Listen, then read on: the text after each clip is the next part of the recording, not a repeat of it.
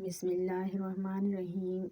ہمارے لہجے کی کڑواہٹ ہمیشہ ہماری اکڑ نہیں ہوتی، بلکہ ہماری زندگی میں برداشت کی ہوئی تلخیوں کا نتیجہ ہوتی ہے۔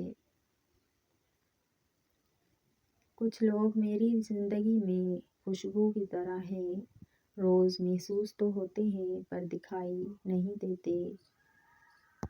ہر کسی کے پاس سب کچھ نہیں ہوتا۔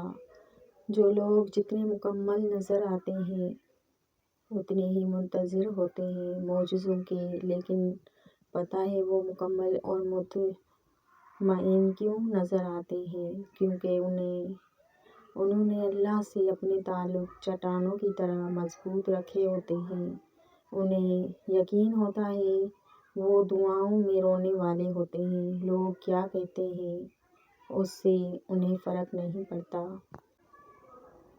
جہاں بھی رہو مخلص ہو کر رہو، کیونکہ آپ نے اللہ کو بھی جواب دینا ہے۔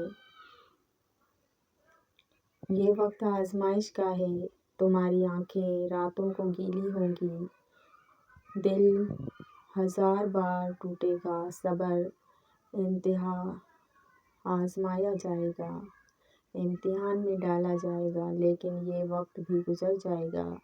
ہر مشکل کے ساتھ آسانی ہے، تو یہ مشکل تھوڑی ہی باقی رہ گئی ہے۔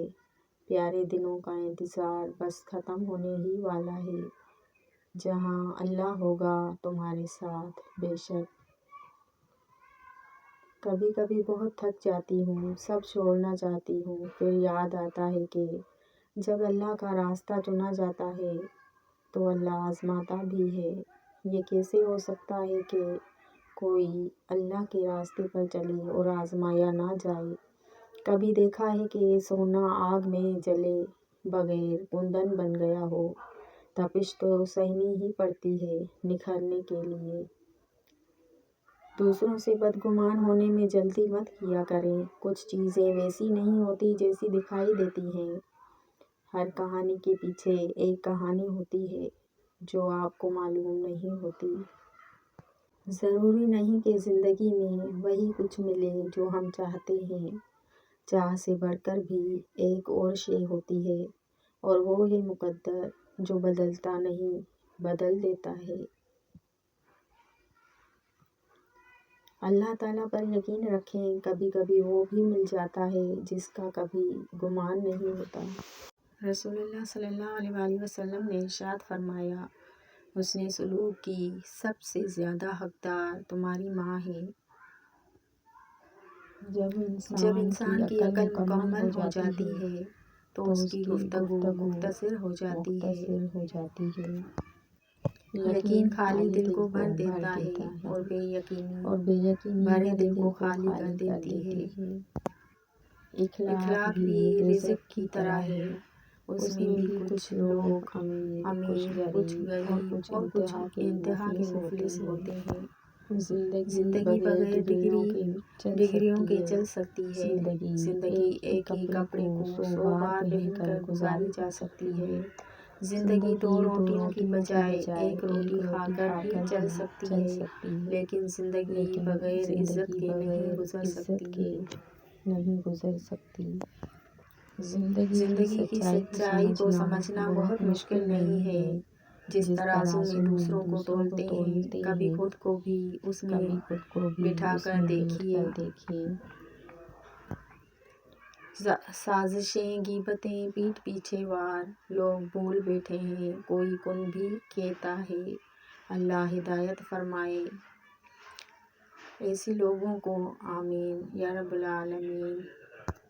ظلم اور والدین سے بدسلوکی کی 2 ایسے گناہ ہیں جن کی سزا اللہ دنیا میں ہی دے دیتا ہے۔ ہر لڑکی اپنا گھر بسانے کے سنہرے خوابوں کو حقیقت کا روپ دینے کے لیے شادی کرتی ہے، لیکن سسرالی اس طرح سلوک کرتے ہیں جیسے آنے والی نکاح نامے پر نہیں، مزدوری نامے پر دستخط کر کے آئی ہے۔ صبر کا اجر دیر سے سہی مگر اللہ کی طرف سے بہترین ملتا ہے۔ عبادت کوئی دلیل نہیں، معاملات سے پتہ چلتا ہے کہ خدا کا خوف ہے کہ نہیں۔